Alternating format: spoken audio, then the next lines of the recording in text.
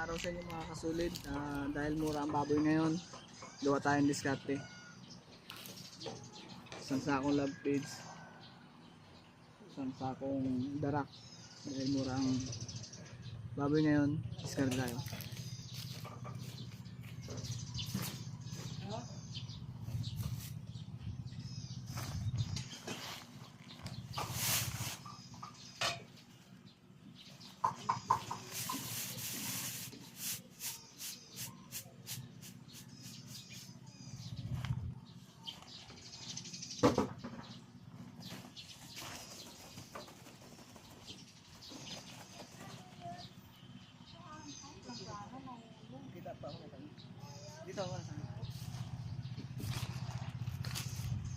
Dito pala yung site pala namin dito, bukid, maganda, tahimik, wala din maano na magagalit na tao. Ito yung mga bukiran.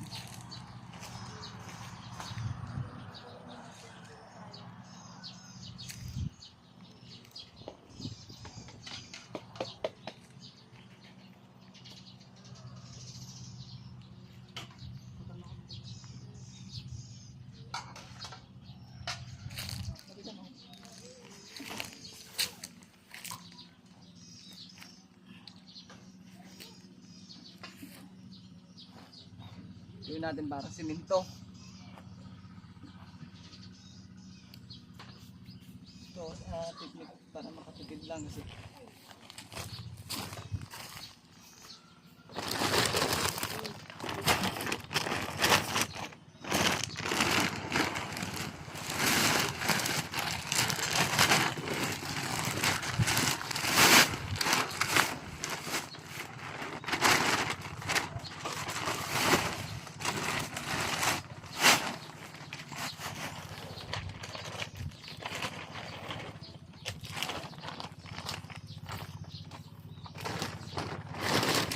sama na natin to.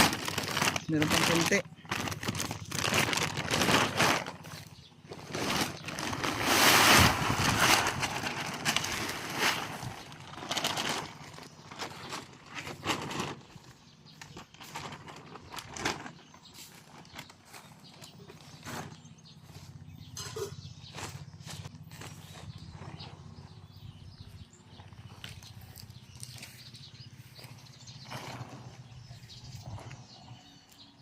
Mano-mano na natin haluin.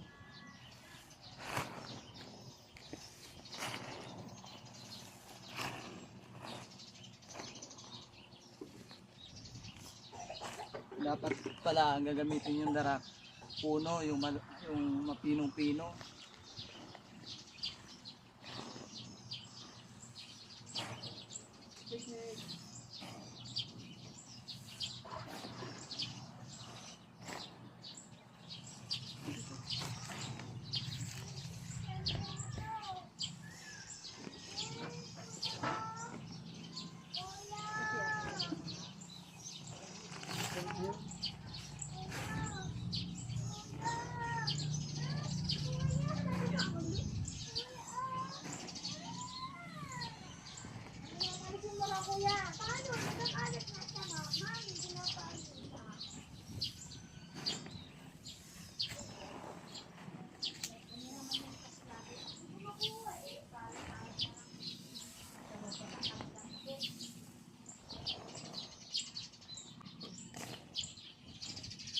Magic yan, magiging 2 sako yan.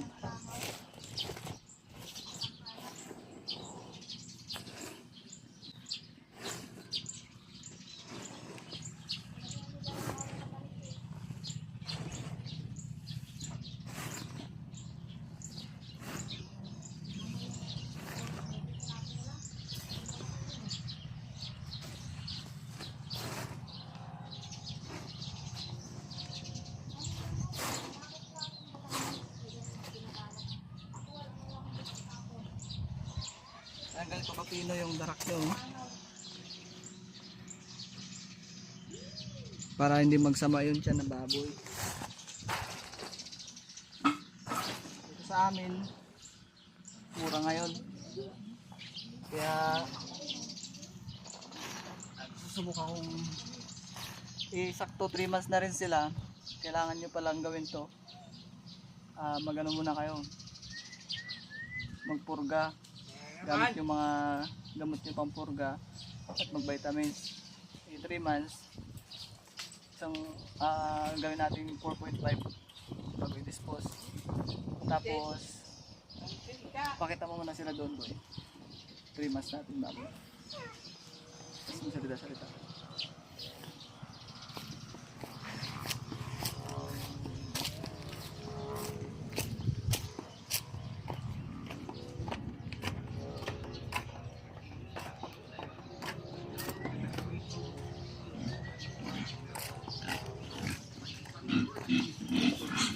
Ito ang aming alagang baboy.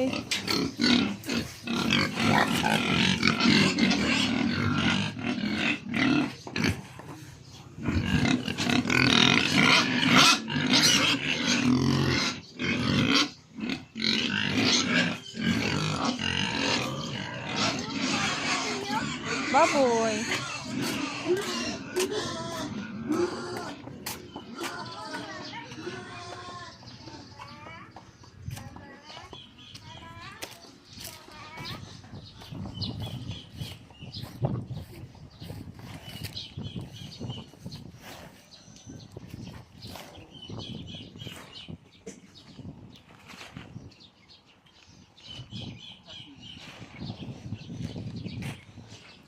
Kailangan maging ganito sila pag nahalo na. Lamang pa rin yung grower.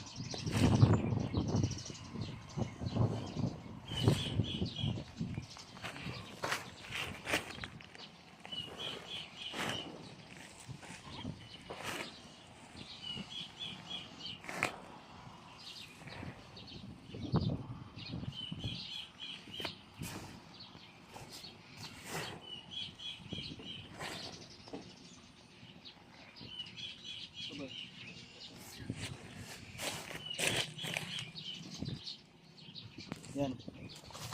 Ganyan na siya. Kailangan tiyagaan lang din natin. Kasi pag may tiyaga, may nilaga. Kaya sa pagtitiyaga ko, nagkaroon ako ng pagagandang asawa. Medyo nahiya pa yan siya mga kasulid. Oh. Yan yung taga-video natin. So, alaga namin. Yan. Oh, diba? Tungtuwa siya. Dito kami sa Kabukiran. Yan. Ito yung bahay namin. Yan. Tagpi-tagpi lang ng tawag dito, trapal. Kung gusto nyo makita, may mga tanim-tanim dyan.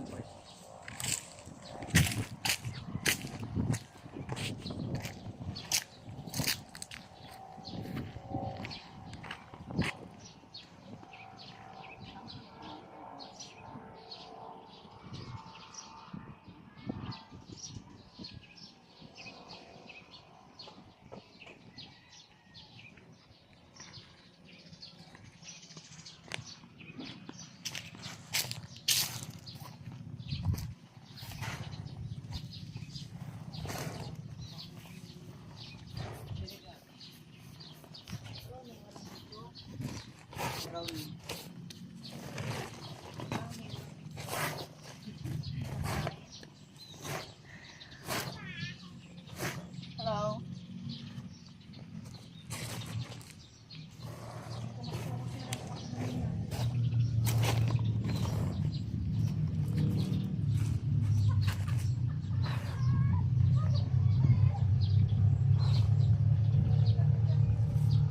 Yan siya, maganda na. Maganda na yung paghalo natin.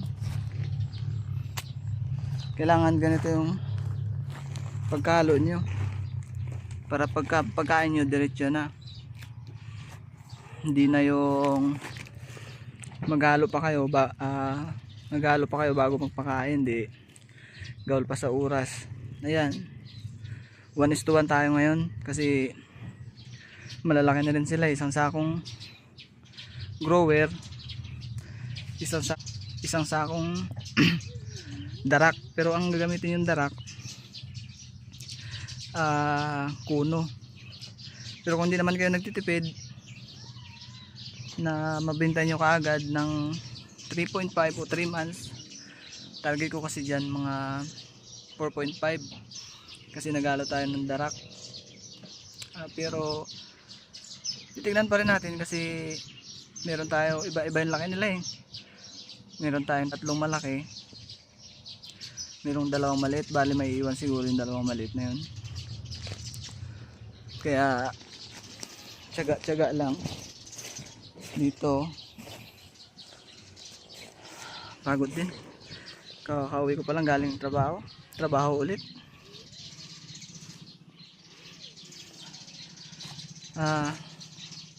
Yun lang, pag magtipid kayo, siyempre abot ng mga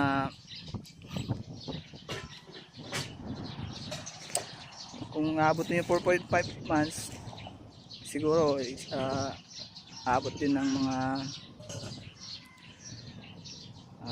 95 85. Hindi siya bababa ng 100 kilos. Makabawi-bawi din kasi lagpas siya sa buwan. Pero kung mabilisan kayo, 3.5 months puro.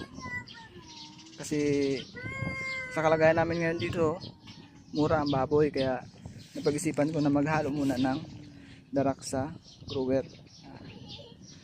Yun lang, maraming salamat. Wala, ito, yan.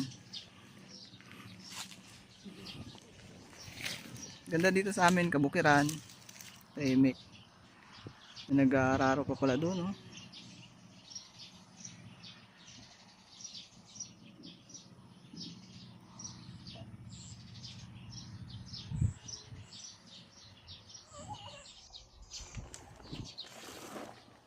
Ito naman, nasulit, isasako na natin. Kailangan ganito ang pagkalo nyo. Kasi kalilipat lang nila sa darak, sa mix. Puro sila tapos biglang naglipat sa mix. Kailangan mas marami yung brewer nyo.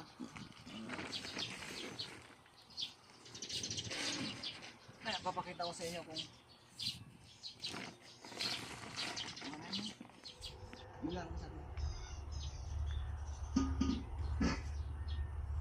Ayan, 2 sako na. Nakakatipid na tayo nito. Kung mapansin nyo, pati yung haluan namin, sako ng lap feeds. Kasi lap feeds talaga yung pinapakain namin, mura pa. Ngayon kamamahal na ng pagkain, mura pa yung baboy. Baliktad, nagmahal yung pagkain, nagmura yung baboy.